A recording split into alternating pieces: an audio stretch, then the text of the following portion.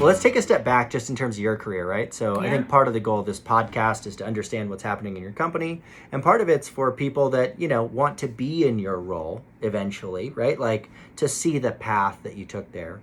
So early in your career, you kind of spent your time moving up the ladder in the agency and kind of on the marketing side for pharmaceutical industry. What were some of the lessons that you drew from that period in life? Like what were some of the things that you think you're like, yeah, I really took that lesson with me and have been able to apply it today? I think I was exceptionally lucky when I was in the agency world, right? So I graduated with a communications and journalism background, so went right into international PR, public relations, and in Chicago, and was kind of bouncing around. And at the time, Leo Burnett, one of the largest advertising agencies at the time, was kind of really ahead of this integrated approach. And they were going around secretly and kind of plucking people out of PR firms and dropping them in the middle of the advertising space. And I was one of them. And it was really early in my career. I think I was 2 years out of college. And that's when I really started to see, okay, the industry right now looks at PR over here and marketing and advertising over here, because this was before social even came to market. And there's an approach where we're gonna, from an agency perspective, get more client work if we come in with an integrated approach. And that was really my first entree into marketing, and I loved it. And from there I went to Euro RSCG. But I always kind of pinged back and forth in the agency world between marketing and advertising firms and PR firms because I loved them both. And I saw the power of them both. And Burnett was really the only one that was like trying to make them work together. So if you see my like LinkedIn resume, it's like, okay, she's at a PR firm, then she's at an advertising firm, then she's back at a PR firm, and she's at an advertising firm, because it was something in there clicked that I wanted to do both. And I saw the power of engagement and having really PR and communication being coupled with marketing, and this was before performance marketing, this was before social. And so when I look back at that, I kept getting poached at different firms, and, a lot of people would tell you, don't jump, don't be such a jumper. And if you watch my LinkedIn, I went every 2 years. Every time I got poached, I went when I was younger. Yeah. And I don't regret any of that, because I got to see so many different clients and work inside so many different industry sectors that it really allowed me to become very well-rounded. So I'm an Ohio University grad, and I speak there a lot. And what I always tell people is, if you're starting off in the agency realm, like that's going to be your track, jump. Yeah. Because first of all, that's how you're going to make money in agency, especially early on. And you really want that breadth of clients and to see where you felt, where your passion is and where you start to excel. And mine was, early on was in healthcare, which was great. So I was working at Fleischmann Hilliard, and TAP Pharmaceuticals was my largest client. And, they came knocking one day and said, look, we could just continue to pay your agency, or we could just hire you. And that's pretty cool. Yeah, it was super cool. It was terrifying because, as an agency person, you think of going to the client side as the dark side, and I was super worried about that. And I was very young, and I went in-house to a phenomenal, $4 billion pharmaceutical company at the time. And my immediate boss, about 6 months after I was there, left the company. And there was this huge spot for the head of public affairs, which entailed all of communications, crisis comm, governance, and then also working hand in hand with marketing on all of the claims and everything like that. And they came to me and said, we're going to do this big international search. Don't worry, we're going to get somebody in here. And I said, you got to give me a shot. I know I'm young, but I can do this. And I would say the biggest learning I had from that is they kind of laughed, right? I think it was 27. And the youngest person on the pharmaceutical executive team at that point was, I think, 46. And they were like, Amy, that's nuts. And I'm like, well, let me do the job with this title and this pay for 6 months. And at the end of 6 months, if you want to hire somebody over me, go ahead. And I think it was 4 months in, they gave me the full-time job, which was amazing. That's awesome. And Yeah. that's like, I mean, that is a scenario that a lot of people find themselves in, right? Where it's like, hey, you know, I know that when I was at my first company, right, I was young as well. I was like 23 or so. Yeah.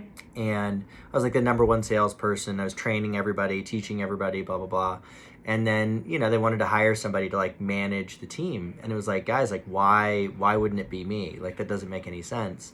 And they ended up hiring somebody above me. And I was like, you know, like, time to go, right? Yep, I'm going to And I think that's how you, yeah. And I think that's how you lose a lot of really good people. But I agree. there's definitely a balance, right? Because I think when we first started our company, I think leaned into that a little too much. And then we put people in a position where they just weren't like, we just didn't have enough experience, frankly. Well, and I think when I look back, what I didn't know at the time, Connor, is the smartest thing I did was say 6 months, right? Because I had to learn what that role entailed. And I mean, it was like I was back in college, like, you know, starting at 6 o'clock at night, I would have textbooks up learning about the disease states that we were serving and everything. You know, I worked tirelessly to get that job. To your point, it's not like I would ever give anybody the advice of, oh my God, go for a vice president role at 22, you know, but hindsight's 2020. But the best thing I did was make it that 6 month marker.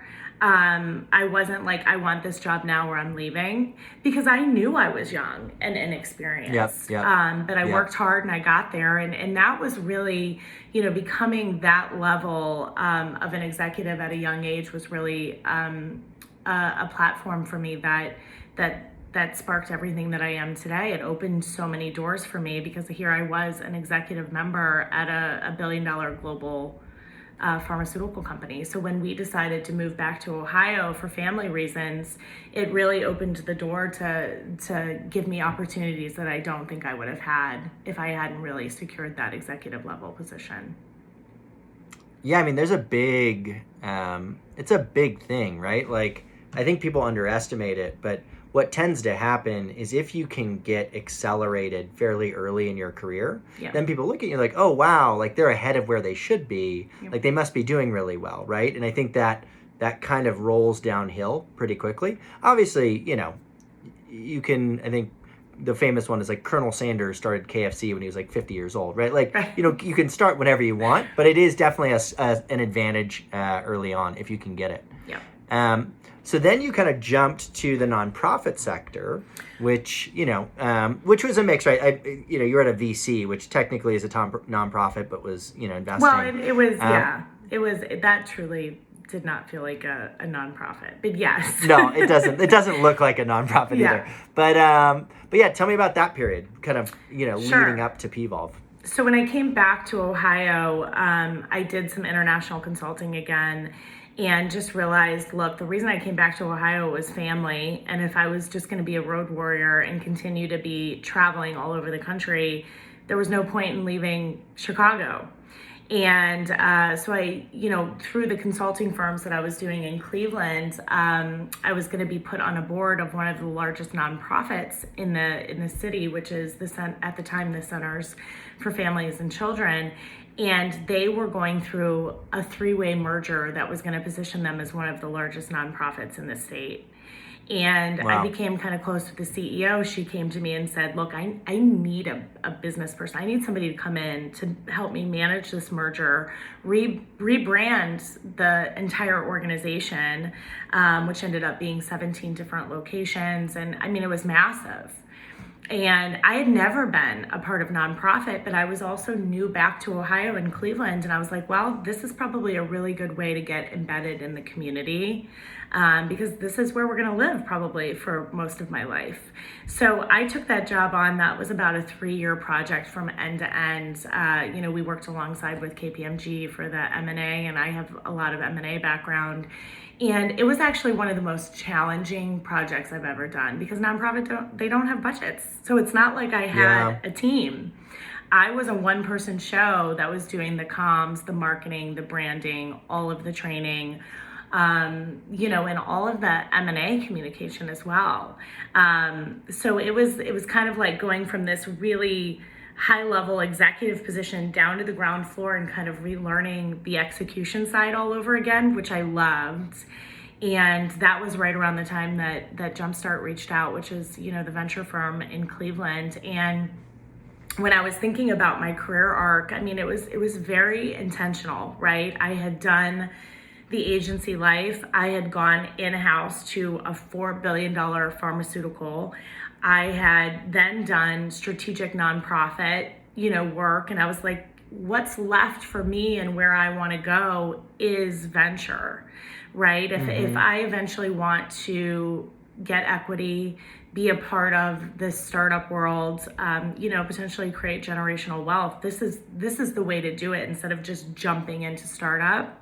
So I went in on the venture side, was the head of marketing and a senior partner there, which meant that I did everything from weighing into the investments that we were going to make when there was a heavy, marketing component, to advising some of those companies from a marketing perspective, and then also the head of marketing for Jumpstart, which was amazing. It was probably to date the best job I've ever had, just from like a learning standpoint. I learned so much about equity, venture capital, the startup world. And so then I left and went to one of the startups that we invested in fintech. And that was my first entry into startup. Gotcha. Okay. But not to complicate things, at that time I was also helping start P.volve. So I'm one of the 4 founding business executives that helped start it from a consulting level. So I had that going on, because when you're in a venture capital firm, there's no non-competes. They want you to eventually go into the startup world. So I kind of had my hands in both. Was a part of this fintech startup that was almost like a Venmo competitor, was in Portugal all the time. That's where our entire dev team was. And, oh, wow. And just kind of slowly was watching P.volve out of the corner of my eye, something that like I was a part of from the beginning that I loved. And I was like, no way, man, I got to go back there. That's where I belong. And I went back in 2018 full time. So I was there from the beginning at 2017 from a consulting standpoint, and then became a full-time team member in 2018 as the head of marketing.